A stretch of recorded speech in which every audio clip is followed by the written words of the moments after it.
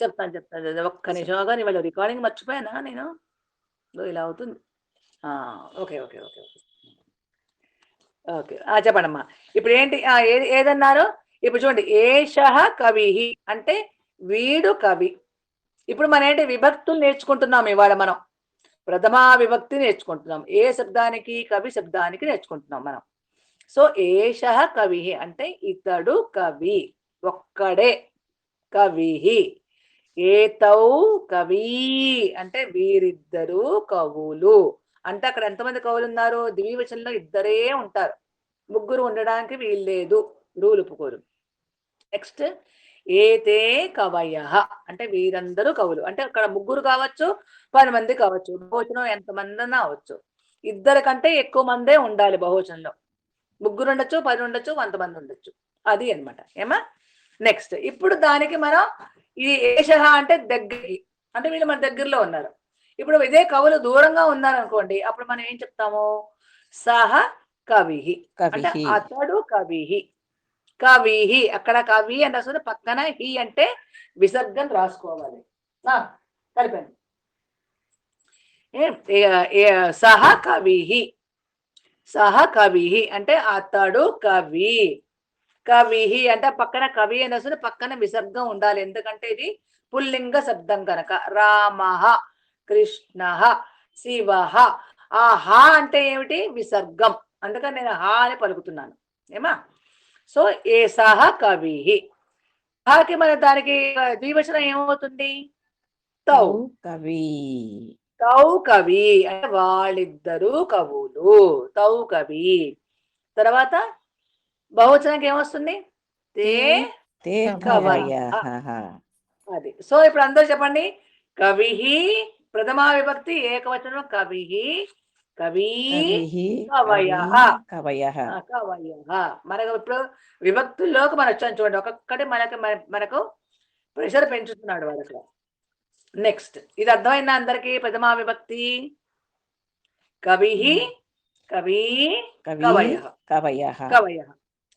ఇప్పుడు నేను ఋషి శబ్దం ఇంకోటి ఇచ్చాను మీకు. ఋషి చెప్పరా మ్యామ్? బహువచనం ఏం రాసుకోవాలి? చెప్పాను కదా, కవయః అని చెప్పాను కదా. సహ కవిః, తౌ కవిః, ఇంకొకటి మీరు ఏతే రాసుకున్నారమ్మా అక్కడ? ఏతే రాయలే. ఏతే రాసుకుంటే ఏ తీసేసేయండి, అప్పుడు తే ఒకటి రాసుకోండి. తే ఏతే. అర్థమైందా? ఏషః కవిః, ఏతౌ కవి, ఏతే కవయః. కరెక్ట్. అంతే కదా మ్యామ్?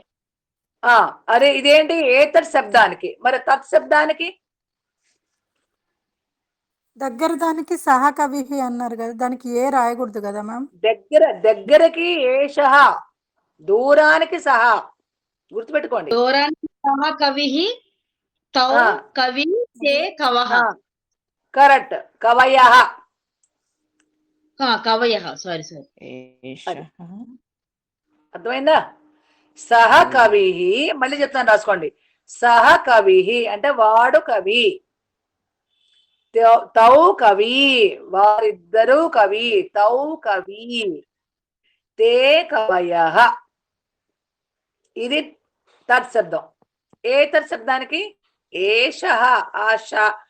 ఏషః కవిః, ఏతౌ కవి, ఏతే కవయః. అది సేమ్. అంటే విభక్తుల్లో మీకు మార్పు ఉండదు, సర్వనామ శబ్దాల్లోనే మార్పు వచ్చింది. ఎక్కడొచ్చింది? సహ తౌతే అంటే వాడు, వారిద్దరు, వారందరూ. ఏషః అంటే ఏషః, ఏతౌ ఏతే అంటే వీరిద్దరు, వీడు, వీరిద్దరు, వీరందరూ. వాడు వీడికి తేడా ఉంది కదమ్మా. వాడు అంటే దూరంగా ఉన్న వాళ్ళు మనం వాడు అంటాం, దగ్గరలో అంటే వీడు అంటాం. మీకు ఇద్దరు పిల్లలు అనుకోండి, మీ పెద్ద పిల్లాడు స్కూల్లో ఉన్నాడు, వాడు అంటారు మీరు. మీరు రెండో పిల్లాడు మీ ఇంట్లోనే ఉన్నాడు, మీరు వీడు అంటారా లేదా? అంటే అలాగే కదా మనం అంటాం, అంతే కదా. నెక్స్ట్ ఇప్పుడు ఋషి శబ్దం తీసుకోండి. ఋషి. ఏషః ఋషిః. దగ్గర మంది తీసుకోండి. సో ఏషః ఋషిః, ఇది కూడా ఋషి శబ్దం. అంటే ఒక ఇకారాంత పుల్లింగ ఋషి శబ్ద. మరి అందుకని ఇంకా మరి చెప్పడం లే. సో ఇది కూడా ఇకారాంత పుల్లింగ ఋషి శబ్దం. ఋషి అంటే ఒక ఋషి. సో ఏష ఋషి. ఇప్పుడు మీరు ఇద్దరు ఋషుల్ని ఎలా చెప్తారు? ఏతౌ ఋషి. ఋషి. ఋషి. ఏతౌ ఋషి. ఏతౌ ఋషి. ఏతౌ ఋషి అంటే వీళ్ళిద్దరు ఋషులు. మనం బహువచనంలో చెప్తారు ఏతే ఋషయః. కరెక్ట్. ఏతే ఋషయః. అందరికి అర్థమైందా? రాసుకోండి అందరు. ఇప్పుడు దాన్నే సాహ సాహ తత్శబ్దం తీసుకోండి. దకారాంత పుల్లింగ తత్శబ్దంతో చెప్పండి. సహ ఇప్పుడు ఋషి. ఏ షహ దగ్గర సహజ పెట్టండి. సహ ఋషి. సహ ఋషి. తౌ ఋషి. తే ఋషయః. కరెక్ట్.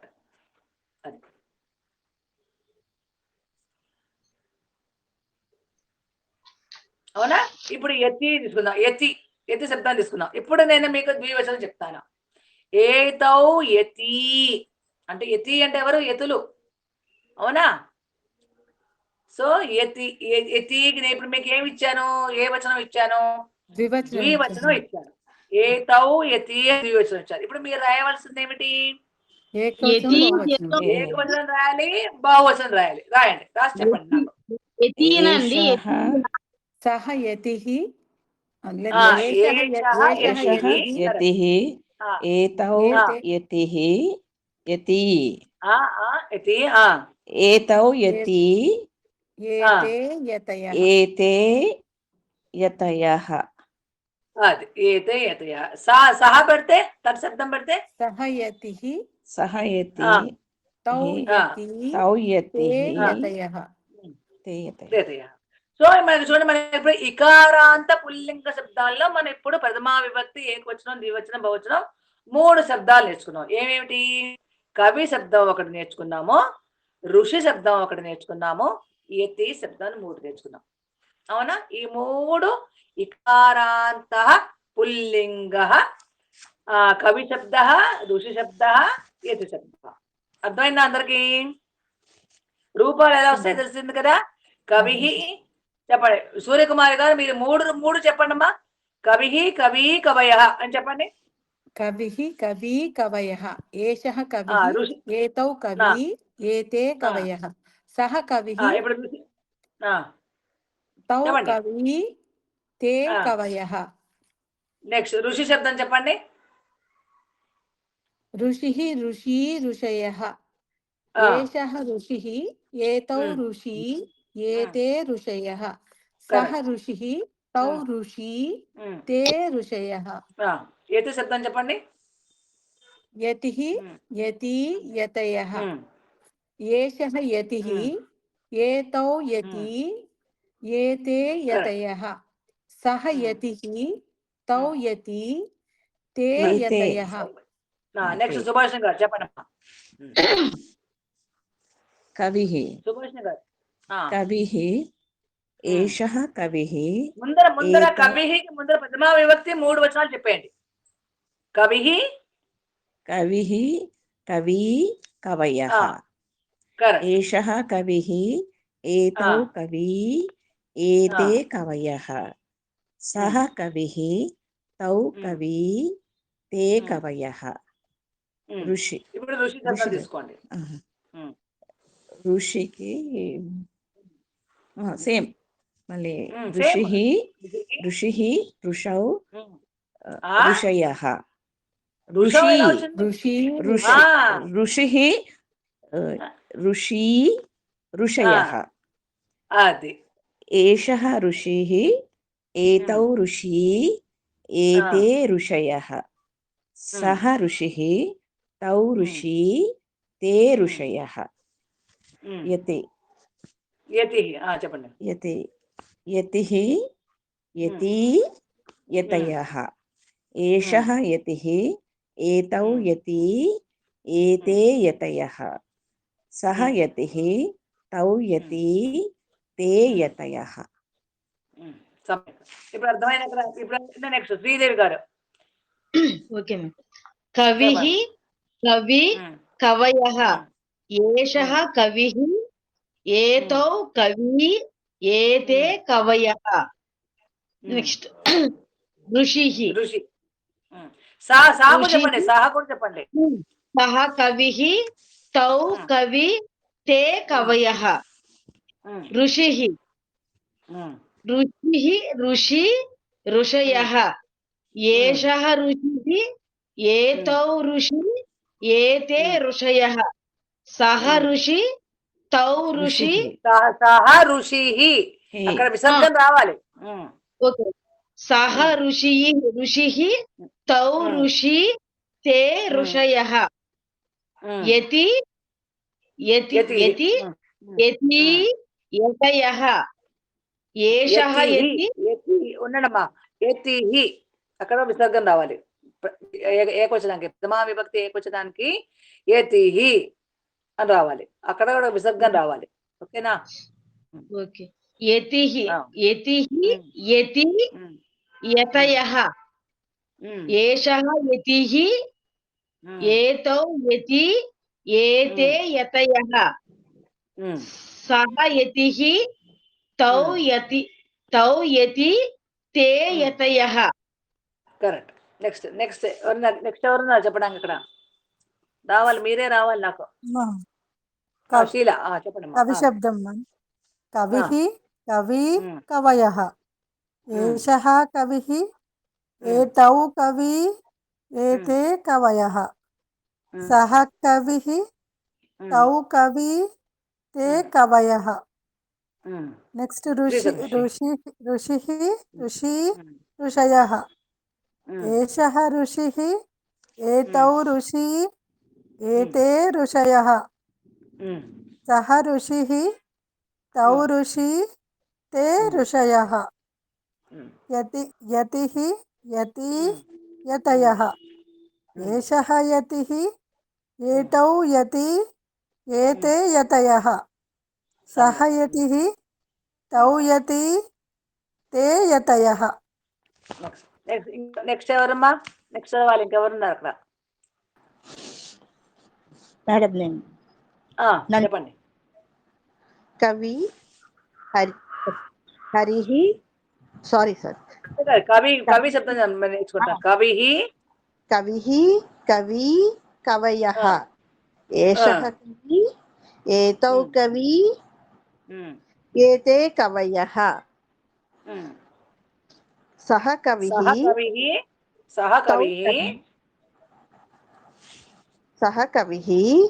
తౌ కవి తే కవయః. నెక్స్ట్ ఋషి శబ్దం. ఏషః ఋషిః ఏతౌ ఋషి ఏతే ఋషయః. సహ ఋషిః తౌ ఋషి తే ఋషయః. యతిః యతి యతయః. ఏషః యతిః ఏతౌ యతి ఏతే యతయః. సహ యతిః తౌ యతి తే యతయః. నెక్స్ట్ సుభాష్ గారు మీరు చెప్పారమ్మా? చెప్పానండి. నెక్స్ట్ ఇంకోళ్ళు ఎవరున్నారు అక్కడ? మీరే రావాలి, నాకు పేరు కనిపించడంలే. ఓకే. ఇప్పుడు ఇవేంటి మనకు? ఇకారాంత పుల్లింగ శబ్దాలు, అవునా? అంటే హరి శబ్దం లాగా హరి, కవి, ఋషి అన్ని మనకు ఏం వినిపిస్తున్నాయి అక్కడ? చివర్లో ఈ అని వినిపిస్తోంది మనకు. సో ఇవన్నీ మనకు ఇకారాంత పుల్లింగ శబ్దాలు. ఇప్పుడు మనం ఉకారాంత పుల్లింగ శబ్దాలు నేర్చుకుందాం. ఓకే. తరుహు అంటే చెట్టు, అంటే ఒక వృక్షాన్ని తరుహు కూడా అంటాం మనం. సో తరుహు అంటే ఇక్కడ తరు అంటే ఇక్కడ ఏమొస్తుంది? ఉకారాంత పుల్లింగ తరు శబ్ద. ఇక్కడ తరు అంటే ఇక్కడ ఆ రూలో మీకు ఏం వినిపిస్తోంది? ఊ వినిపిస్తోంది. అందుకని ఇది ఉకారాంత పుల్లింగ తరు శబ్ద. సో ఇప్పుడు ఒక తరు అంటే ఏమంటాం? తరుహు అంటే ముందర ఉకారాంత శబ్దాన్ని కూడా మనకి ఎలా వస్తుంది? తరుహు అంటే ఏకవచనం. నెక్స్ట్ తరు దీర్ఘం అండి, ఆ రూకి దీర్ఘం పెట్టండి, అంటే రెండు వృక్షాలు. తరవహ అంటే బహువచనం ఎన్నో వృక్షాలు. అర్థమైందా? తవహన. తరుహు, ఆ, తరు, తరవః. ఇప్పుడు ఇకారాంతం చెప్పలే. తర- కవిః, తర- కవి, కవయః తరవః. చెప్పినట్టుగానే ఇక్కడ ఉమ్, ఉమ్, ఉమ్. తరు, ఇక్కడ ఉకారం కనుక తరు అనాలి. తరుహు, తరు, కవి అని దీర్ఘం పెట్టామా ఇకారాంతానికి, అలాగే ఉకారాంతం కూడా దీర్ఘం పెట్టేది. సో ఊ. కదా కవికి అంటే ఈకారాంత శబ్దానికి కవి అని దీర్ఘం పెట్టేసాం, ఉకారాంత శబ్దానికి తరు అని ఉద్యోగం పెట్టేయండి, అప్పుడు ద్వివచనం అయిపోతుంది. నెక్స్ట్ బహువచనం ఏమైంది, అక్కడ కవి శబ్దానికి కవయ అయింది, ఇక్కడ ఏమైంది తరవః అయింది. తరవః. అది అర్థమైందా? తరు అంటే వృక్షమా అండి? తరువు అంటే వృక్షం కదా, తరుహు అంటే వృక్షం, తరుహు వృక్షం. దీనికి ఇప్పుడు అర్థమైందా? తరుహు, తరు, తరవః, తరవః. తరవః. ఇదేంటి ఉకారాంత పుల్లింగ శబ్దం. ఇది కూడా ఏ విభక్తి? ప్రథమా విభక్తి. ఇవాళ మనం విభక్తులు నేర్చుకుంటున్నాం. ప్రథమా విభక్తి ఏకవచనం తరుహు, ద్వివచనం తరు, బహువచనం తరవః. ఇప్పుడు దీనికి ఏషః సాను ఏషః తగిలించండి. చెప్పండి శీలా గారు, చెప్పండి అమ్మా. ఏషః తరుః, ఏతౌ తరు, ఏతే తరవః. ఇవి దగ్గరగా ఉన్నాయి, దూరంగా ఉన్నాయి. సహ తరుః, తౌ తరు, తే తరవః. కరెక్ట్, తే తరవః. నెక్స్ట్ సుభాషిణి గారు. సుభాషిణి గారు ఇది చెప్పండమ్మా. ఉకారాంత పుల్లింగ తరు శబ్ద. తరుహు, తరు, తరవః. ఏషః తరుః, ఏతౌ తరు, ఏతే తరవః. సహ తరుః, తౌ తరు, తే తరవః. నెక్స్ట్ ఎవరున్నారు? ప్రథమ మీరే రావాలి. శ్రీదేవి చెప్పండి. శబ్దం ఉకారాంత తరువు పుల్లింగ శబ్దం. తరుహు ఉకారాంతః అక్కడ విసర్గం రావాలి కదా. ఉకారాంతః పుల్లింగః తరు, విసర్గం రావాలి. పుల్లింగః తరు శబ్దం. తరుహు తరు శబ్దః కూడా విసర్గం రావాలి. ఓకే ఓకే, నేను విసర్గ పెట్టుకోలేదు. శబ్దః, తరు శబ్దః. తరుహు, తరు, తరవః. ఏషః తరుహు, ఏతౌ తరు, ఏతే తరవః. సహ తరుహు, తౌ తరు, తే తరవః. కరెక్ట్. నెక్స్ట్ ఎవరున్నారు? ఉకారాంతః పుల్లింగః తరు శబ్దః. తరుః తరు తరవః. ఏషః తరుః, ఏతౌ తరు, ఏతే తరవః. సహ తరుః, తౌ తరు, తే తరవః. కరెక్ట్. నెక్స్ట్ ఎవరైనా ఉన్నారా? ఉకారాంతః పుల్లింగః తరు శబ్దః. తరుః, తరు, తరవః. తరుః, ఏషః తరుః, ఏతౌ తరు, ఏతే తరవః. సహ తరుః, తౌ తరు, తే తరవః. అందరు చెప్పేసినట్టేనా ఉన్నవారు? నెక్స్ట్ ఇప్పుడు ఇంకొక పదం నేర్చుకుందాం. ప్రభుహు. చూడండి, ఇప్పుడు ఇంకొక మనకు కొత్త పదం మనం నేర్చుకుంటున్నాము. ప్రభుహు. ఇది కూడా ఎందుకంటే ప్రభు అంటే మనకి ఏం వినిపిస్తోంది? ఉకారాంతం వినిపిస్తుంది.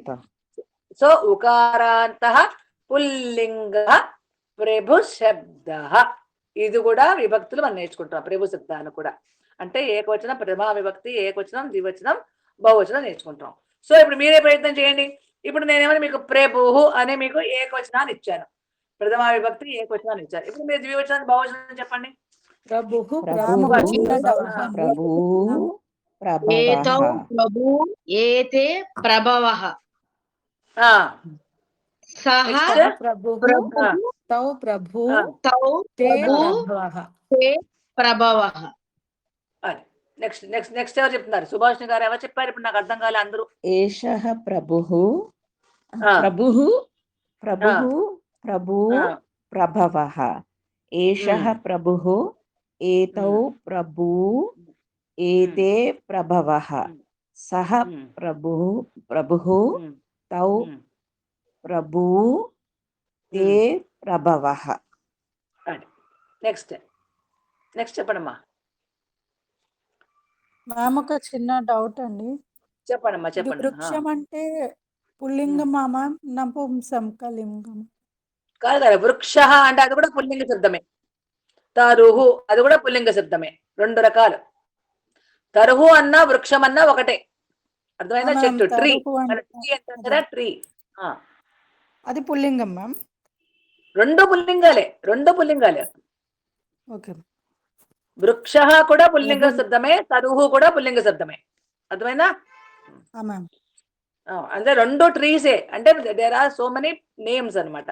అది నెక్స్ట్. ప్రభుః ప్రభు ప్రభవః ఉకారాంత పుల్లింగః శబ్దః ప్రథమా విభక్తి దగ్గరగా ఉన్నాయి మాట. ఏషః ప్రభుః ఏకవచనం, ద్వివచనం ఏతౌ ప్రభు, బహువచనం ఏతే ప్రభవః. దూరంగా ఉన్న వాటిలో ఏకవచనం సహ ప్రభుః, ద్వివచనం తౌ ప్రభుః, బహువచనంలో తే ప్రభవః. ప్రభావ. అందరు చెప్పేశారా? ఇంకేమైనా ఉందా చెప్పవలసింది? మేడం ఓకే, చెప్పండమ్మా, చెప్పండి. ఉకారాంతః పుల్లింగః ప్రభు శబ్దః ప్రభుః ప్రభుః ప్రభవః ఏషః ప్రభుః ఏతౌ ప్రభుః ఏతే ప్రభవః సహ ప్రభుః తౌ ప్రభుః తే ప్రభవః. కరెక్ట్. ఉకారాంత పుల్లింగ ప్రభు శబ్ద.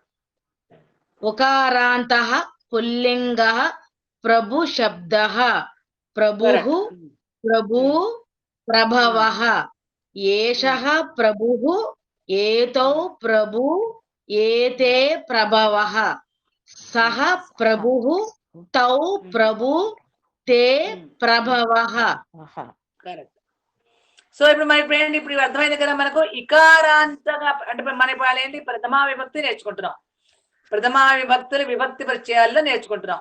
ఇందులో మనకు ఇకారాంతానికి మనకు 3 శబ్దాలు నేర్చుకున్నాం, ఉకారాంతతో 2 శబ్దాలు నేర్చుకున్నాం. సో ఈ ఇకారాంత విభక్తులకి అంటే శబ్దాలకి, ఉకారాంత శబ్దాలకి తేడా తెలిసిందా మీకు? డిఫరెన్స్ తెలిసిందా ఎలాగ వస్తుందో అది? ఇప్పుడు చూడండి, కవి శబ్దాన్ని తీసుకుంటే కవిహి. లాస్ట్ కు వచ్చే అక్షరాలు కవిహి అంటే ఇకార అంటే కవిహి, ఉకారం అంటే తరుహు లేదా ప్రభువు, అలాగే వస్తుంది. ఇకారం అంటే ఈ వస్తుంది, ఉకారం అంటే ఊ వస్తుంది. ద్వివచనంకి ఏమొస్తుంది? తరువు. ఉకారం అంటే తరువు దీర్ఘం వస్తుంది, ఇకారం అంటే కవి. మీరు ఏ శబ్దాల్లో తీసుకోండి ఊరికే దీర్ఘం వస్తుంది. తర్వాత బహువచనానికి ఇకారం అయితే కవయః వస్తుంది. ఉకారాంత శబ్దం తీసుకుంటే తరవః ప్రభవః అని వస్తుంది. అర్థమైందా? సేమ్. సో ఏదంటే ఇకారాంతానికి ఉకార శబ్దాలకి ఇది అంటే డిఫరెన్స్. సో ఈ డిఫరెన్స్ ముందు మీకు అర్థం కావాలంటే ఇకారాంత పుల్లింగ శబ్దాలు ఎలా నడక నడుస్తుంది, ఉకారాంత శబ్దాలు ఎలా నడక నడుస్తాయి, ఇది మనకు తెలియాలి ముందర. నెక్స్ట్ ఇప్పుడు ఇంకోటి నేర్చుకుందాం. ఇప్పుడు భవాన్ శబ్దానికి మనం తీసుకుందాం. భవాన్ అంటే ఎవరిని? పుల్లింగ శబ్దాన్ని, ఏకవచనాన్ని భవాన్ అంటారు. మరి సో దానికి 3 రూపాలు ఎలా ఉంటాయి? దానికి కూడా భవాన్ శబ్దానికి కూడా 3 వచనాలు ఉన్నాయి. ఏకవచనానికి ఎలా వస్తుంది? భవాన్ అంటే ఒక భవాన్ అంటే అంటే మనం మర్యాదగా మీరు అంటాం కదా, అలాగా భవాన్ శబ్దం అని భవాన్ అంటారు. మీరు ఇప్పుడు మన పిల్లలు అయితే నువ్వు అనొచ్చు, కానీ పెద్దవాళ్ళని మనం మీరు అనలేం కదా. సో వాళ్ళని భవాన్ అనే మనకు సంబోధన చేయాలి మనకు. సో అంటే ఏవండి అంటే ఏవండి అని మనం మీరు అని చెప్తాం కదా, అలాగా భవాన్ అని చెప్పాలి మనం. ఈ భవాన్ అనేది ఏకవచనం. ద్వివచనం ఎలా ఉంటుంది? భవంతౌ. ఇక్కడ కూడా చూడండి తౌ వచ్చింది. దానికి మీకు భవాన్ అంటే ఏకవచనం. భవంతౌ. తౌ ఎక్కడ తౌ వచ్చినా అది ద్వివచనం. ద్వివచనం. అంతే. భవంతౌ. భవంతౌ. నెక్స్ట్ బహువచనం ఎలా వస్తుంది? భవంతః, కవయః, తరవః, భవంతః. ఓహో. తహ. తహ. అక్కడ భవంత, అక్కడ హ. నేను హ అంటున్నానంటే అక్కడ విసర్గం రాసుకోవాలి. అది. సో భవాన్, భవంతౌ, భవంతః. అర్థమైందా అందరికి? ఇక్కడ దాకా ఏకవచనం ద్వివచనం బహువచనం అర్థమైందా అందరికి? భవాన్ శబ్దానికి భవాన్, భవంతౌ, భవంతః అంతా రాసుకోండి. నెక్స్ట్ ఇప్పుడు ఇక్కడ మనం యోద్ధ శబ్దాన్ని తీసుకుందాం. అంటే యోద్ధ అంటే ఎవరు? యుద్ధం చేసే వాళ్ళని యోధులు అంటారు. యోద్ధ. ఈ యోద్ధ ఇదేమి శబ్దం అయింది? ఇది కూడా ఆకారాంత పుల్లింగ శబ్దం అవుతుంది. ఇక్కడ యోద్ధ.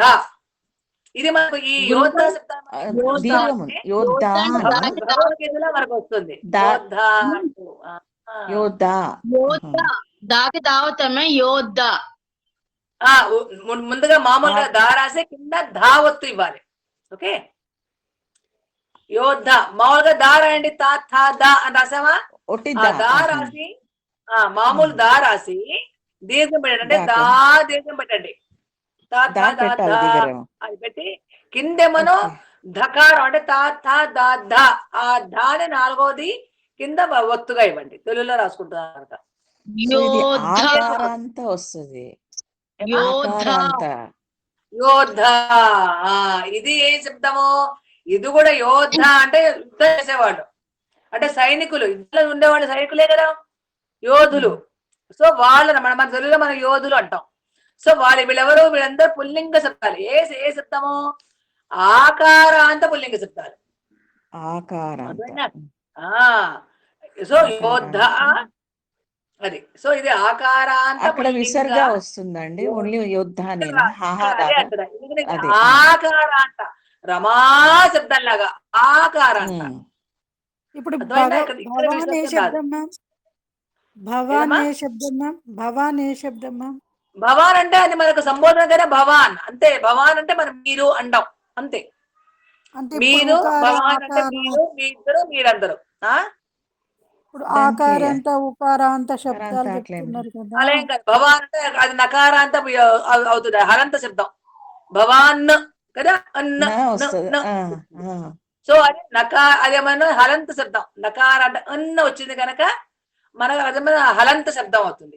సో ఇప్పుడు నేను అది కావాలని మీకు చెప్పలేదు, ఎందుకంటే అది హలంత శబ్దం కనుక దాన్ని మీరు హలంతంగా మనం గుర్తుపెట్టుకోవద్దు. మళ్ళీ మీకు కన్ఫ్యూజన్ వస్తుంది. ఎందుకంటే మనం ఇంకా బిగినర్స్ మనం. అందుకని మన బిగినర్స్ గానే ఉందాం. భవాన్, భవంతౌ, భవంతః ఇంతవరకు నేర్చుకోండి చాలు. ఏమా? అది హలంత శబ్దం యాక్చువల్లీ. సో అంతవరకు మనం పోవద్దు. నకారాంత పుల్లింగ హలంత శబ్దం. ఏమంటే హలంత అంటే మళ్ళీ ఇప్పుడు అదేమిటంటే మళ్ళీ ఇప్పుడు అదో పెద్ద హిస్టరీ మనకు. ఈ సంస్కృతం ఎలా ఉందంటే ఏదన్నా మొదలు పెట్టామంటే అదంతా ముళ్ళ తీగ, అదంతా విడవాల్సి వస్తుంది. సో మనకు అంతవరకు మనం పోవద్దు. భవాన్, భవంతౌ, భవంతః ఏకవచనం, ద్వివచనం, బహువచనం అంతవరకే తెలుసుకోండి. ఓకేనా? సో ఇప్పుడు మనం యోద్ధ శబ్దం తీసుకున్నాం. ఇది ఆకారాంత పుల్లింగ, ఆకారాంత దీర్ఘం. యోద్ధ ఏకవచనం. అనక ఊహించండి ద్వివచనం ఏమవుతుందో. యోద్ధౌ. యోద్ధ అని రావాలి కదా. అదే యోద్ధ అన్న ఫుల్ పదం రావాలి. ఎందుకంటే అది యోద్ధ, అదే మనం ధాతువు, యోద్ధ శబ్దం. సో యోద్ధ అనే ధాతువు. దానికి మనం చెప్పండి. యోద్ధ, యోద్ధ రౌ అంతే. రౌ ఇక్కడ ఔ ఔ వస్తుంది. సో యోద్ధారౌ, యోద్ధారౌ ఇది ద్వివచనం. సో ఇప్పుడు మనం ఎలా చెప్తాం? భవాన్ యోద్ధ ఏకవచనం. చూడండి భవాన్ శబ్దానికి ఇప్పుడు మనం కలుపుతున్నాం. ఓకే. భవాన్ అనే అజంత శబ్దం. ఇప్పుడు అజంతంగా నేర్చుకుంటాం. అజంతం అని ఇందా పొద్దున ఏం చెప్పాను? పొద్దున్న నేను ఇందాక ఏం చెప్పాను? ఫస్ట్ బిగినింగ్ లో నామవాచకాలు. అజంతాలంటే ఏమిటి? నామవాచకాలు. సో ఈ నామవాచకాలకి మనం క్రియాపదాలని కలుపుతున్నాం, అంతే కదా. భవాన్, భవన్, భవంతౌ, భవంతః, దీన్ని మనం కలుపుతున్నాం. సో ఈ భవాన్ అనే శబ్దానికి మనం యోద్ధ, యోద్ధారౌ, యోద్ధారః, కవయః, తరవః, యోద్ధారః, బహువచనం అయిపోయింది. ఇక్కడ భవాన్ యోద్ధార ఓన్లీ సింగిల్ రానే రా దీర్ఘమా ఎక్కడ దేనికి? యోద్ధారః బహువచనం. అవునా? బహువచనం. యోద్ధారః, రా రాసి పక్కన విసర్గం పెట్టేయండి. Okay okay okay. యోద్ధారః బహువచనం అయిపోయింది. కవయః, ఇక్కడ కూడా మనం విసర్గం పెట్టామా బహువచనానికి? ఋషయః, అక్కడ కూడా మనం బహువచనం పెట్టాం, మనం విసర్గం పెట్టాం కదా బహువచనానికి. యథయః బహువచనానికి మనం అక్కడ కూడా మనం విసర్గం పెట్టాం. తరవః బహువచనానికి విసర్గం పెట్టాము. ప్రభవః, ప్రభు శబ్దానికి ప్రభవః, అక్కడ కూడా మనం విసర్గం పెట్టాము.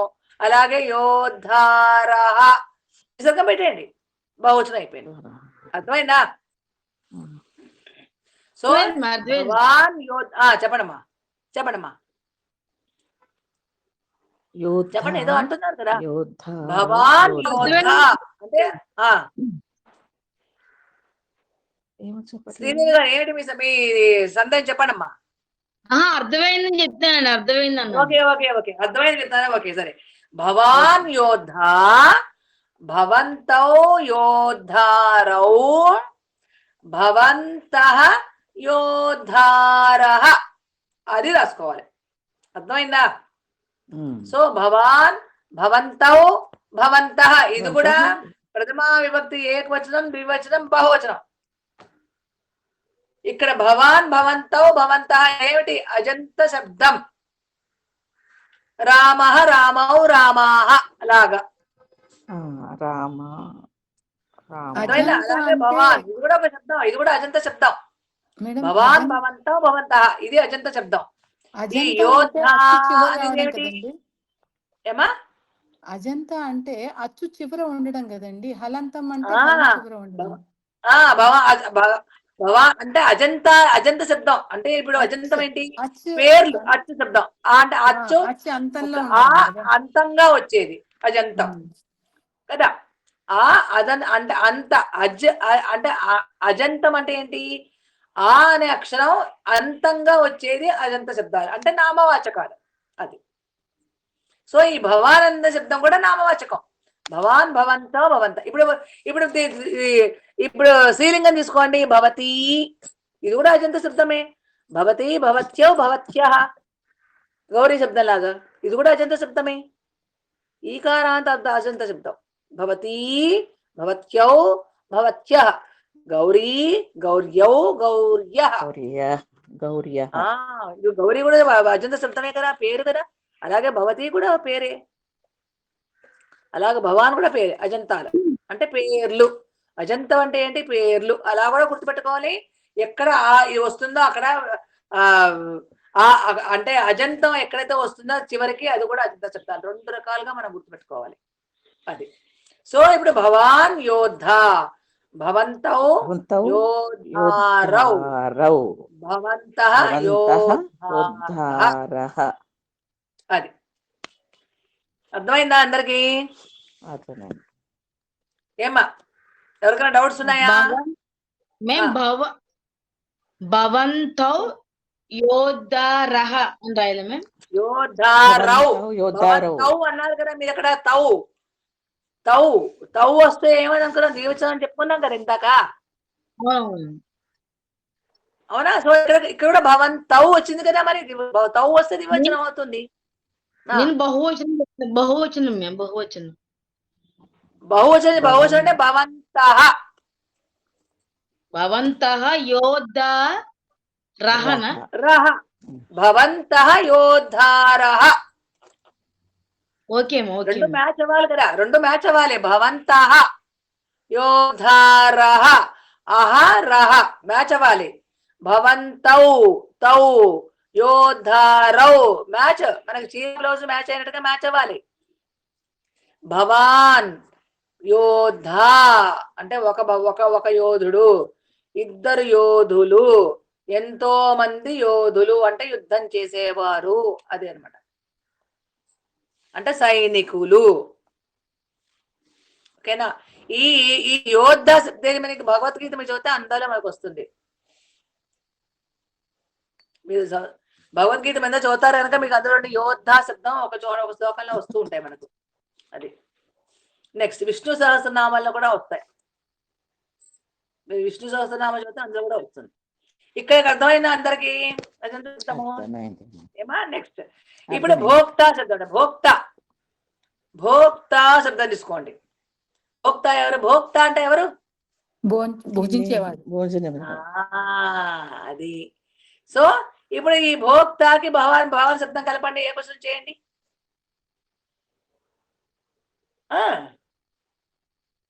భవాన్ భోక్త, భవంతః భోక్తౌ, భవంతః భోక్తాః. కరెక్ట్. భోక్త భోక్తారౌ భోక్తారః. అర్థమైందా? భోక్తారౌ అమ్మా, అర్థమైందా? భవంతౌ భోక్తారౌ, భవంతః భోక్తారః. అర్థమైనా? భోక్త భోక్తారౌ భోక్తారః. అది అర్థమైందా మీకు? అందరూ అర్థమైందా? భోక్తారా భవాన్ చెప్పండి అమ్మా. భవాన్ భోక్త, భవంతౌ భోక్తారౌ, భవంతః భోక్తాః. భోక్తారః. భోక్తారః. అది భోక్త భోక్తారౌ భోక్తారః. అది భోక్తారః. అండి ప్రథమా విభక్తి ఏకవచనం, ద్వివచనం, బహువచనం అయింది. అది భవాన్ భోక్త, భవంతౌ భోక్తారౌ, భవంతః భోక్తారః. కరెక్ట్. భోక్తారః. మనకి విష్ణు సహస్రనామం మీ చోట అందులో కూడా వస్తుంది. భోక్తారౌ అని వస్తుంది చూడండి, ఒక చోట భోక్తారౌ అని వస్తుంది మనకు. అది మధ్యలో ఎక్కడ వస్తుంది. మొత్తం విష్ణు సహస్రనామం చూస్తే కానీ మనకు తెలియదు. ఇక్కడ మధ్యలో అందుకోవడం మనకి ఇంకా రావాలి. అక్కడ భోక్తారౌ భోక్తారౌ యజ్ఞ తపసా అని వస్తుంది చూడండి. అక్కడ ఇందులో భగవద్గీతలో ఒక శ్లోకంలో వస్తుంది భోక్తారౌ యజ్ఞ తపసా అని వస్తుంది చూడండి అక్కడ. అదే మరి ఏ అక్కడ మనకు 18 అధ్యాయంలో ఏ అధ్యాయం ఏ శ్లోకం నాకు గుర్తులేదు కానీ వస్తుంది. భోక్తారం యజ్ఞ తపసాం సర్వలోక మహేశ్వరం. అక్కడ వచ్చిందా? భోక్తారౌ వచ్చింది అక్కడ. ఫిఫ్త్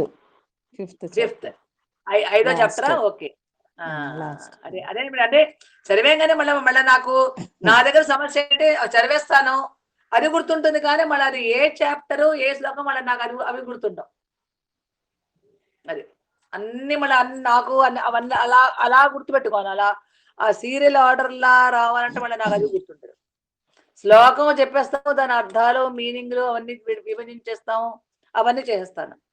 మళ్ళీ అక్కడ చేయడానికి మళ్ళీ ఇది ఏ లెసను ఏది మళ్ళీ అది నాకు గుర్తుండవు. ఓకే అది. సో అర్థమైనా మీకు అందరికి ఇప్పుడు ఏమో అర్థమైందా? అర్థమైంది. నెక్స్ట్ ఇప్పుడు శ్రోత తీసుకోండి. శ్రోత చెప్పండి. శ్రోత అంటే ఎవరు? వినేవాళ్ళు. వినేవారు. ఇది కూడా భోక్త లాగా శ్రోత. ఇప్పుడు దీన్ని భవాన్ తగిలించండి. మేమే ఒకసారి స్పెల్లింగ్ చెప్పరా ప్లీజ్? ఎలా రాయాలి? శ్లోతనా? శ్రోత మెలికసా కదా, శివుడు రాస్తాం కదా స్రో, అది మెలికసా. మీ తెలుగులోనే రాస్తున్నారు కదా. మెలికిషాకు ఓత్వ దీర్ఘము రావత్తు స్రో కిందెమ్మను రకారం ఇవ్వండి. స్రో అది శ్రోత అంటే వినడం. అంటే వినేవాడు అనమాట శ్రోత. Okay, next. సో ఇప్పుడు ఈ శ్రోత శబ్దానికి మనం ఏం చేయాలి? భవాన్ని తగిలించాలి. తగిలించండి. భవాన్ భవాన్ శ్రోత శ్రోత భవంతౌ శ్రోతౌ భవంతౌ శ్రోతౌ భవంతః శ్రోతారః భవంతౌ శ్రోతారౌ శ్రోతారౌ భవంతౌ శ్రోతారౌ శ్రోతారౌ. నెక్స్ట్ భవంతః శ్రోతారః శ్రోతారః. శ్రోతారః. అర్థమైందా? సో ఇప్పుడు ఈ అజంత శబ్దాలకి మనం మూడు అంటే ఈ అజంత శబ్దాలు కూడా మనం 3 విభక్తులు నేర్చుకుంటున్నాం. ఇక చూడండి మళ్ళీ ఇప్పుడు మనకి ఇప్పుడు దీనికి భవాన్ శబ్దం మనకు ఒకటి అయింది. నెక్స్ట్ ఈ భవాన్ శబ్దానికి యోద్ధా శబ్దం అని పెట్టాం. ఏకవచనం, ద్వివచనం, బహువచనం. యోద్ధా, యోద్ధారౌ, యోద్ధారః. నెక్స్ట్ అలాగే భోక్త, భోక్తా, భోక్తారౌ, భోక్తారః. నెక్స్ట్ శ్రోత, శ్రోత, శ్రోతారౌ, శ్రోతారః. అందరికి అక్కడ దాకా అర్థమైందా? నెక్స్ట్ ఇప్పుడు మనం నెక్స్ట్ ఇప్పుడు హరి శబ్దం లాగా మళ్ళీ ఎష్టి శబ్దం తీసుకున్నాం. ఎష్టిహి. ఎష్టిహి అంటే ఏమిటి? ఎవరికన్నా కొంచెం ఐడియా ఉందా? ఎష్టిహి అంటాం సమిధలు. ఎష్టి అంటే మనం యజ్ఞానికి మనం ఉపయోగిస్తాం కదా. సమిధలు అంటే చిన్న పుల్లలు ఉంటాయి కదా, పుల్లలు. ఇంకేంటి అందులో వేసేవి కొంచెం ఏదో పొట్టు ఉంటుంది, అది ఇంకేమైనా పిడకలు, ఇవన్నీ మనం వేస్తాం కదా. మన యజ్ఞం చేయాలంటే మనకి ఇవన్నీ కావాలి. సమిధలు ఇలా చిన్న చిన్న పుల్లలన్నీ వేస్తాం మనం అగ్నిని ప్రజ్వలించ చేయడానికి. పిడకలు వేసి ఆ పిడకల మీద మనం ఏం చేస్తాం, మనం ఇప్పుడు మనం ఎప్పుడు బ్రాహ్మణులు చేయడం చూస్తుంటే ఎవరు పిడకలు వేస్తారు, దాని మీద ఒక 4-5 హారతి కర్పూరం మెడలు వేసి దాన్ని అగ్గి పుల్లతో వెలిగిస్తే అది వెలుగుతుంది. అప్పుడు వాళ్ళు ఏం చేస్తారంటే ఈ సమిధులు అంటే పుల్లలు, ఈ సమిధులన్నీ దాని చుట్టుపక్కల పెడితే అప్పుడు సమిధులు ఎండి ఉంటాయి కనుక అప్పుడు అగ్ని ప్రజ్వలిస్తుంది కదా. అలాగా చేస్తారు. అది యజ్ఞం చేస్తున్నప్పుడు మీకు ఇవన్నీ కనిపిస్తాయి. సో ఎష్టిహి, ఇది గుర్తుపెట్టుకోండి. ఇది ఎష్టిహి అంటే సమిధలు. సో ఇప్పుడు మనకి ఈ ఎష్టి అనే శబ్దం మనకి ఇప్పుడు ఏమైంది ఇక్కడ? ఈ ఎష్టిహి అనేది పుల్లింగ శబ్దమా, స్త్రీలింగమా, నపుంసకలింగమా? ఇప్పుడు మనం డిసైడ్ చేయాలి. అన్నారుగా, ఇకారాంత పుల్లింగ శబ్దం. ఎష్టిహి, ఇక్కడ ఎష్టి. ఇప్పుడు చూడండి మనకు మనస్సు, బుద్ధి అంటే మతి శబ్దం. ఈ ఎష్టి శబ్దం అంటే ఈ సమిధలు, ఇవన్నీ పుల్లింగ శబ్దాలు కాదు, ఇవన్నీ స్త్రీలింగ శబ్దాలు. ఎష్టిహి. సో ఎష్టిహి అంటే మనకి ఏంటి? ఇది సమిధలు. ఎప్పుడు గుర్తుపెట్టుకోండి, యజ్ఞానికి మనం ఉపయోగించే ఈ సమిధలు ఇవన్నీ స్త్రీలింగ శబ్దాలు. ఎష్టిహి. సో ఇది ఎష్టి శబ్దం. సో ఇకారాంత స్త్రీలింగ ఎష్టి శబ్ద. ఈ ఎష్టి శబ్దం అనేది స్త్రీలింగ శబ్దము. సో ఇప్పుడు దానికి 3 రూపాయలు చెప్పగలరా? ఎష్టిహి. అక్కడ విసర్గ ఉంది కదండి, ఎష్టిహి అని ఉంది. విసర్గం అంటే ఇప్పుడు లక్ష్మి మతి శబ్దాన్ని కూడా ఉంటాయి. మతిహి. మీరు మతి శబ్దం తెలిస్తే కనుక మతిహి, అది స్త్రీలింగ శబ్దం కదా. కానీ మరి అక్కడ విసర్గం వచ్చింది కదా. మతి అంటే ఏంటి? బుద్ధి.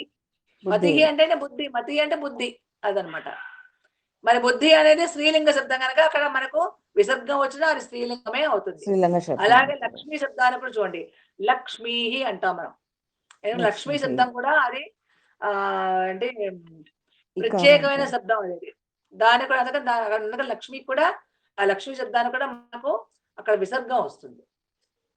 అంటే ఇవన్నీ విశేషణాలు అనమాట. విశేషణ శబ్దాలకన్నిటికీ స్త్రీలింగాలలో విసర్గం వస్తుంది. అలాగే ఎష్టిహి అనేది విశేషణ శబ్దం ఇక్కడ సమిధులు కనుక దీనికి మనకు అక్కడ విసర్గం వస్తుంది. విసర్గం వచ్చిన వల్ల ఇది పుల్లింగం అనకూడదు, అనడానికి వీలు. అందుకని గుర్తుపెట్టుకోండి. సో ఎష్టిహి. ఈ ఎష్టిహి శబ్దానికి దీనికి చెప్పగలరా? 3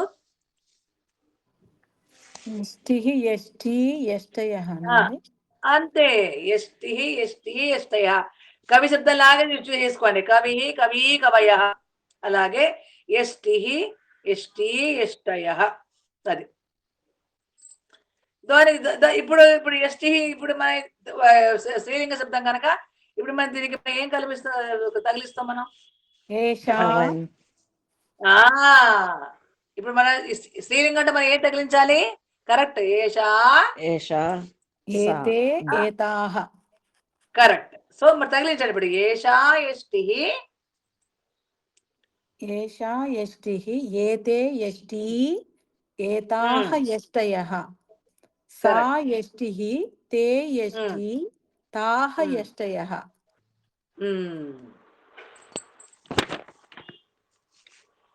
ఏషా యష్టిః చెప్పండి చెప్పండి. ఏతే ఆ, యష్టయః. యష్టయః యష్టీ. ఏతే ఎష్టి దీర్ఘం. Okay okay. జీవచనం కదా దీర్ఘం ఉంటుంది కదా, ఎష్టి. ఇది ఇకారాంత కనుక ఎష్టి దీర్ఘం. ఏతాః ఏతే యష్టయః. ఏతే ఏతే కాదు, ఏతాః. ఏతాః ఏతాః ఎష్టయః. సా తే తాః అమ్మ. మీరు స్త్రీలింగ శబ్దాన్ని మీకు వచ్చు కదా. సా తే తాః అది అది అంటే దకారాంత తత్శబ్దం స్త్రీలింగానికి. ఏత శబ్దం అంటే ఏషా ఏతే ఏతాః. అది కన్ఫ్యూజన్ కాకండి. పుల్లింగ శబ్దానికి, సర్వనామాని శబ్దానికి, స్త్రీలింగ సర్వనామ శబ్దానికి తేడాలు ఉన్నాయి. ఓకేనా? సో ఇప్పుడు మనం స్త్రీలింగం తీసుకునే కదా ఇది. అందుకని ఏషా ఎష్టి, ఏతే ఏతే యష్టి, ఏతాః యష్టః. అందరికి అర్థమైందా? రాసుకున్నారా? యష్టయః నేను రాసుకున్నారా అని చెప్పగల రాసుకుంటూ ఉండడమే. నెక్స్ట్ ఇప్పుడు తిథి తీసుకోండి. యష్టయః అని రాయాలి, యష్టః అని రాయాలి. యష్టయః. ఇక్కడ యకారం రావాలి. యష్టయః. యష్టయః. నెక్స్ట్ తిథి శబ్దం తీసుకోండి. తిథిః. చూడండి ఇది తిథిః. ఈ తిథి మన తిథి వార నక్షత్రాలు చూసుకుంటాం కదా, అవునా? ఇవాళ ఏం తిథి? ఇవాళ చెప్పగలరా ఎవరన్నా? ఇవాళ నవమి కదా, నవమి తిథి కదా. ఇవాళ నవమి తిథి కదా అమ్మ. అవునండి. తిథిః తిథి తిథియః. తిథియః. తిథయః. ఏషా తిథయః. తిథిః, ఏతే తిథి, ఏతాః తిథయః. సా తిథిః, తే తిథి, తాః తిథయః. అంతే. నెక్స్ట్ చెప్పండి సుభాషిణి గారు, చెప్పండి అమ్మా. తిథయః నామే తిథయః. తిథయః. తిథయః. ఇక్కడ ధీ రాసుకోవాలి. ధీ కాదు, మనం ధీ అంట తప్పని తిథి. యాక్చువల్లీ పరగడం కూడా మనం తప్పు. తిథి అంటాం కానీ తిథి కాదు, తిథి. తిథి అంటే తా అంటూ చూసారా, తా వస్తుంది చూసారా, ఆ థా రాసుకోండి మా తెలుగులో. మహాప్రాణం కదా. మహాప్రాణం అంటే పొట్టలో చుక్క పెడితే మీకు అది మీకు థకారం వచ్చేస్తుంది.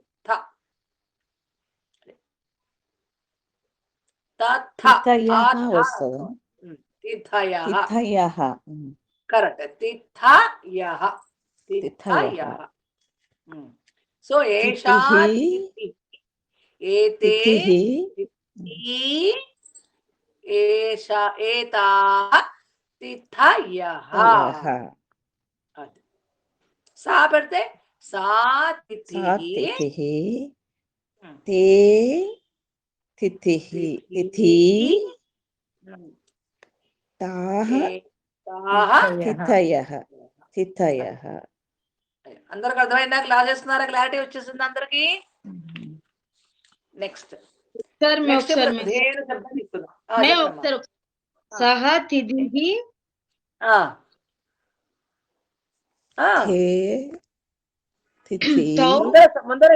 ముందర మీరు డిసైడ్ చేయండి. సా తే తాహ తీసుకుంటారా, ఏషా ఏతే ఏతాహ తీసుకుంటారా? ముందర మీరు డిసైడ్ అవ్వండి. ఏషా తిథిః, ఏతే తిథి, ఏతాః తిథయః.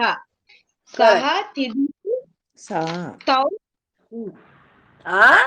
తౌ అనకూడదు, సా చెప్పాల.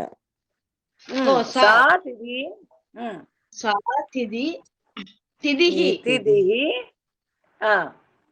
తే తిథి,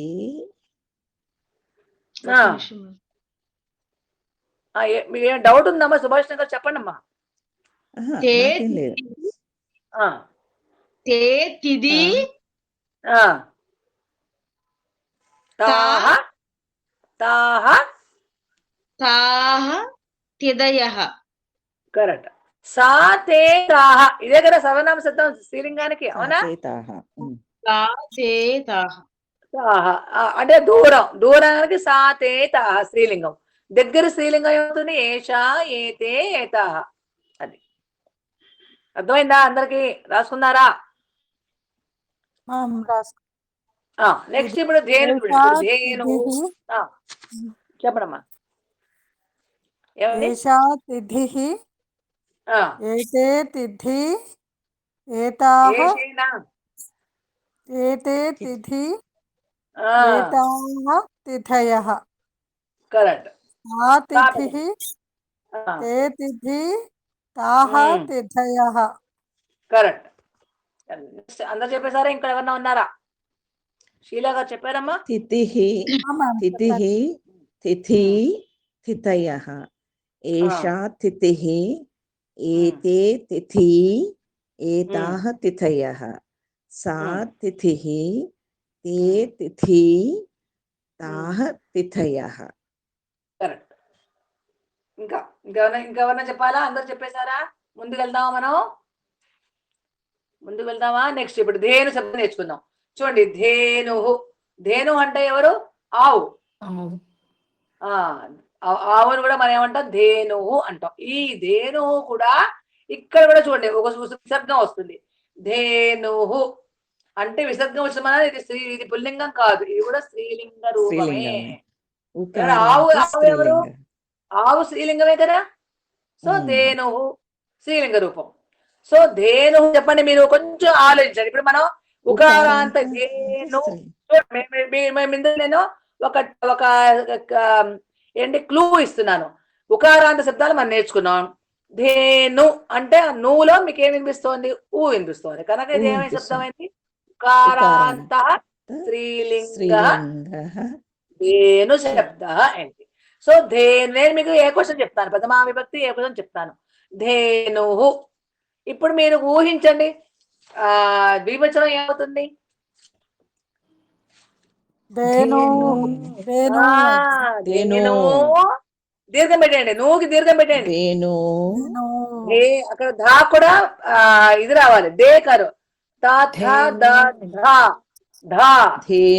మహాప్రాణం రావాలి, ఒత్తుద్ధ రావాలి. ధేను అనేది ద్వివచనం అయిపోయింది. ఇప్పుడు ఉకారాంతం నేర్చుకున్నాం. ఇప్పుడు దాంతో ఊహించి చెప్పండి బహువచనం. అక్కడ యా అందుకు అక్కడ యా పెట్టాలా, రా పెట్టాలా, వా పెట్టాలా? చెప్పండి. ధేన రహ అని పెట్టాలా, ధేన యహ పెట్టాలా, లేకపోతే ధేన వహ పెట్టాలా, లేక ధేన షహ పెట్టాలా? మీ ఇష్టం, చెప్పండి అందరూ.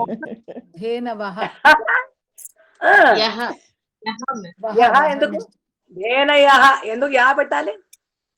ధేను వహ ధేన వహ పెట్టాలి అక్కడ.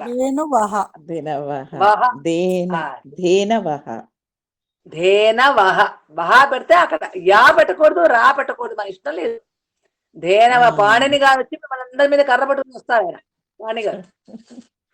పాణి మహర్షి, అమ్మాయి వీళ్ళందరూ ఇక్కడ అక్కడ రకారం పెట్టేస్తున్నారా? ఇది నేను అష్టాధ్యాయులో నేను పెట్టలేదే. ఇప్పుడు మనందరికి ఆయన జుట్టు పీక్కుంటాడు.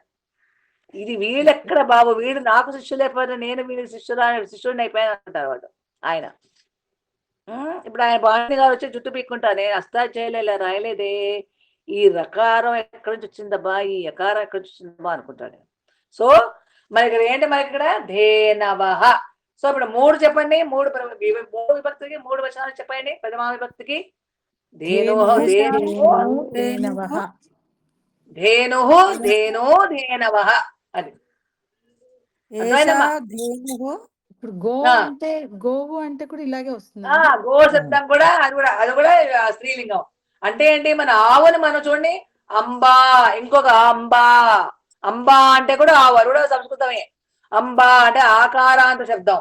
ధేనుహు అంటే ఆవే, ఉకారాంత శబ్దం. ఇంకోటి మీరేం చెప్పారు ఇప్పుడు? గోవు అండి. గోవుది, గో శబ్దం. అది కూడా గో శబ్దం, అది కూడా స్త్రీలింగ శబ్దమే. గో శబ్దం అది వేరే, అది ఇంకో శబ్దం ఉంది మనకు.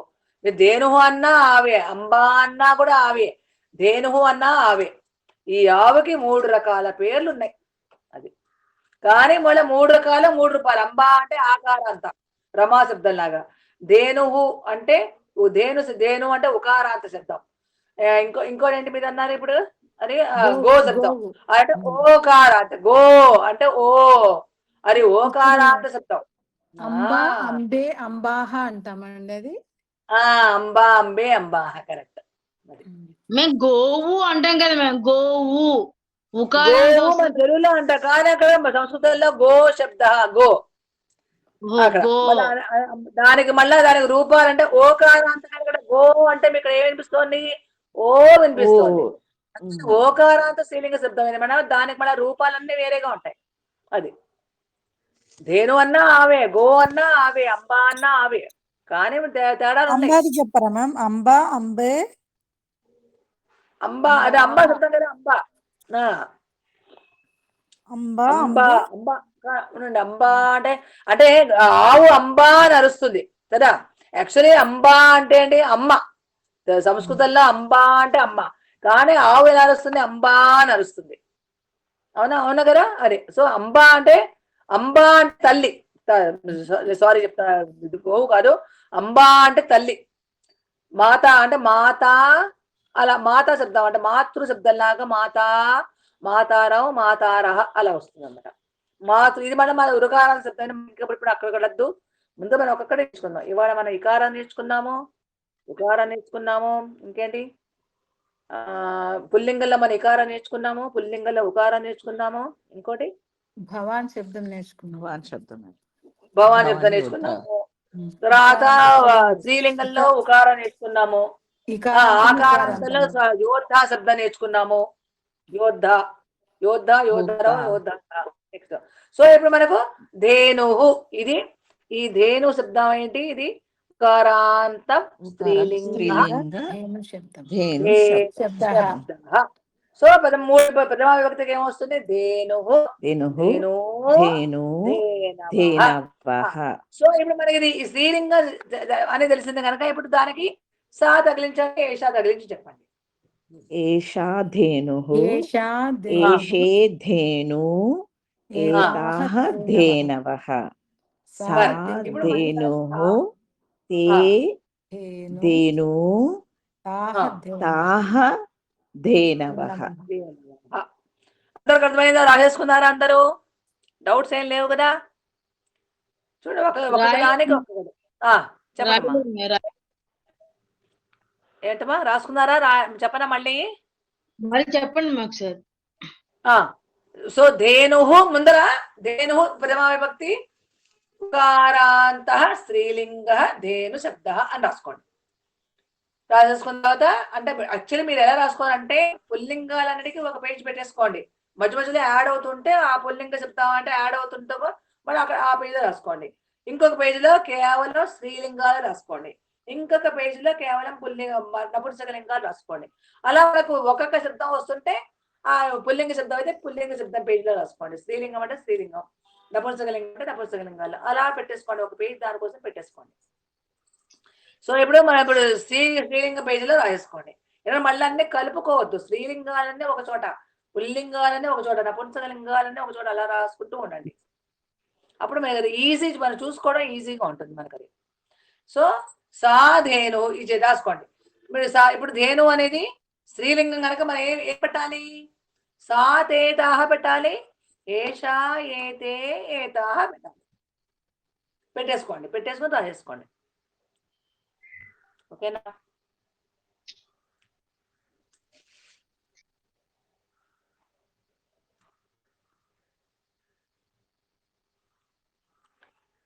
అయిందా? నెక్స్ట్ దీని తర్వాత రజ్జు. చూడండి, ఈ రజ్జు శబ్దం చేసినంత మనం ఇక్కడ ఆపేద్దాం. రజ్జు ఇక్కడ చూడండి, ఇక్కడ రజ్జు అంటే అసలు రజ్జుహు అంటే ఏమిటి? రజ్జుహు మే ఒకసారి చెప్పండి. ఏషః ధేనుః ఆ ఏష కాదమ్మా, ఇది ఏషా, ఇది స్త్రీలింగం కదా. అవును. ఏష ధేను ఆ ఏతే ఏతే ధేను ధేను ఏతాః ధేనవః ధేనవః. ధేన్వా గారు ధేనవః అంటే సపరేట్ గా రాసుకోండి. ధేనవః సరిగ్గా రాసుకోవాలి. ధేనవః. ధేనవః. ఇప్పుడు సా తగ్గించండి. సాహ ధేనుః. సా కాదు, సా ధేనుః. ఒక నిమిషం. సా తే తాః. తే ధేను ధేను అనూకు దీర్ఘం చెప్పండి. ధేను ధేను అంటే ద్వివచనం కదా. ద్వివచనం ఎప్పుడు దీర్ఘం వస్తుంది చెప్పాం కదా. ధేను తే ధేను తాః ధేనవః. ధేనవః. ఓకే ఇప్పుడు అది అర్థమైందమ్మా అందరికి. నెక్స్ట్ ఇప్పుడు రజ్జు చెప్తానండి. రజ్జుహు. రజ్జుహ అంటే ఏంటి, మీకు ఏమైనా ఐడియా ఉందా? తాడు. రజ్జుహు అంటే తాడు. ఇప్పుడు దామోదరులు చూడండి, మనకి అవసరమైన కృష్ణుడు అల్లరి చేస్తుంటే యశోదమ్మ ఏం చేస్తుంది?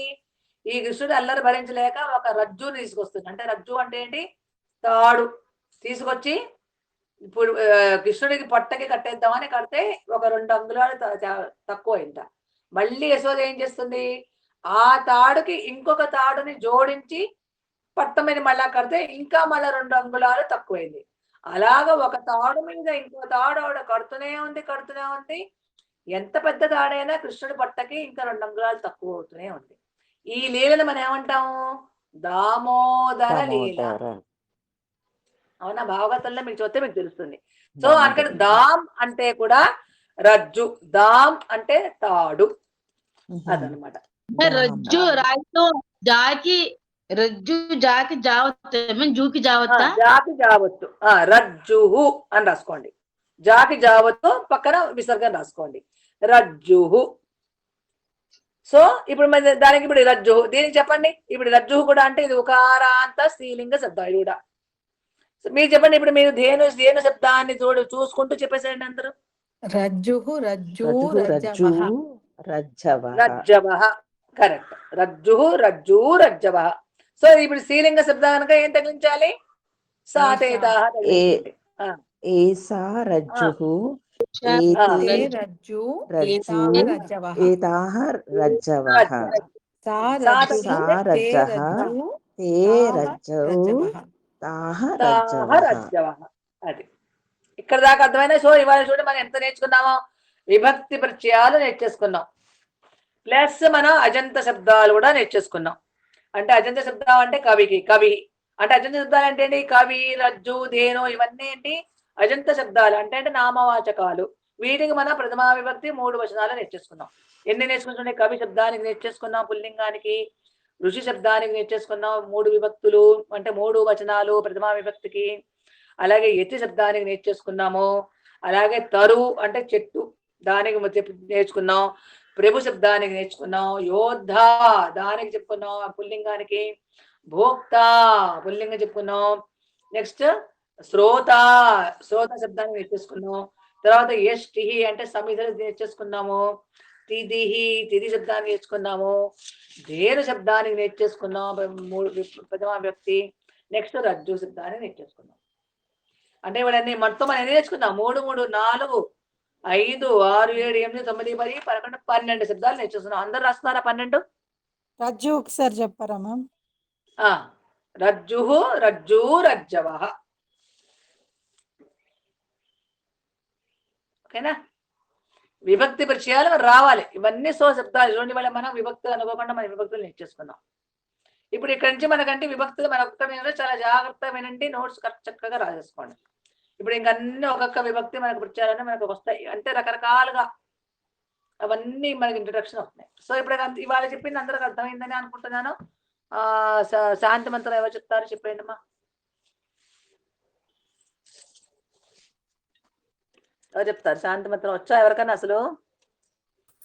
నేను మ్యామ్. చెప్పాను. చెప్పండి అమ్మా. ఓం సర్వే భవంతు సుఖినః, సర్వే సస్తు నిరామయాః, సర్వే భద్రాణి పశ్యంతు, మా కశ్చిద్ దుఃఖభాగ్ భవేత్.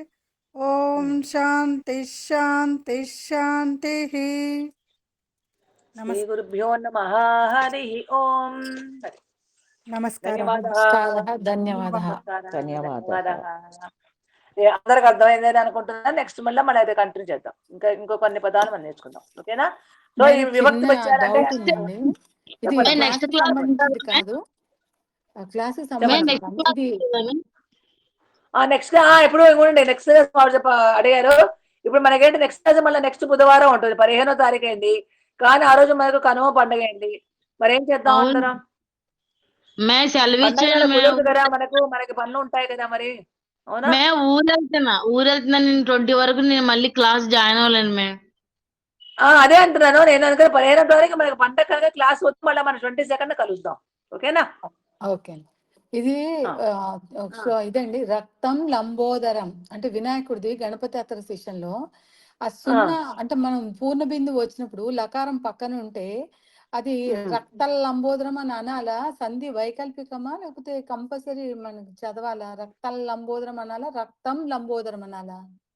రక్తం అంటే మీరు సంధి మీరు విడదీస్తే రక్తం లంబోదరం అనొచ్చు. కానీ చదివేటప్పుడు అక్కడ వాడు ఏమి ఇచ్చాడు? రక్తం లంబోదరం అంటే అది మనకి సంధి మీకు తెలిస్తే పర్వాలేదు, చదవచ్చు. లేకపోతే మీనింగ్ మారిపోతుంది కదా. అది అంటే ఎలా చదవాలండి? మీరు అక్కడ ఎలా ఇచ్చాడు? రక్తం లంబోదరం ఉంది కానీ అందరూ రక్త లంబోదరం అని చదవమంటున్నారు. రక్తం అది ఎలా చదవని రావట్లేదు నాకు.